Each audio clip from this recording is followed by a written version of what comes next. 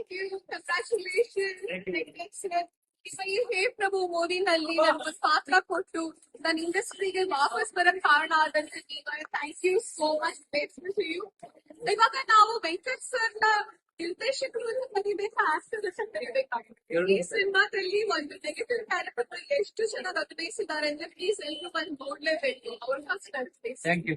Thank you. And you know the other fantastic sir, ಇದು ನಿಮ್ಮ ಎಷ್ಟೇ ಮೂವಿ ಇದು? ಇದು 12ನೇ ಸಿನಿಮಾ. ವಾವ್.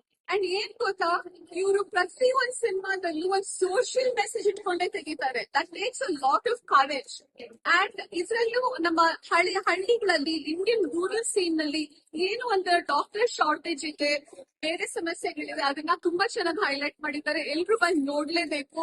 ಇಂಥ ಸಿನಿಮಾಗೆ ನೀವು ಎನ್ಕರೇಜ್ಮೆಂಟ್ ಕೊಡ್ಲೇಬೇಕು. Thank you sir. ಅಖಿಲ್ ಅವ್ರ ಬಗ್ಗೆ ಹೇಳೋದಂದ್ರೆ ಮಾಡಿ ಹೇಳ್ಬೇಕು. ಯಾಕಂದ್ರೆ ಸುಮಾರು 25 ವರ್ಷದಿಂದ ನಾನು ಮಿಥಿಲಿಯ ಸೀತೆ ಇರುವಂತ ಒಂದು ಸಿನಿಮಾ ನೋಡಿದ್ದೆ. ಅದರಲ್ಲಿ ತುಂಬಾ ಚೆನ್ನಾಗಿ ಆಕ್ಟ್ ಮಾಡಿದ್ರು.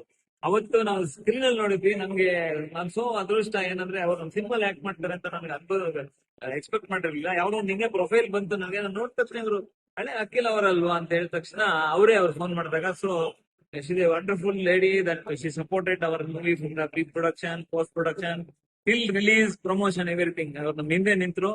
ಸೊ ಹಾಗಾಗಿ ಅಖಿಲ್ ಅವರೇ ತುಂಬಾ ಥ್ಯಾಂಕ್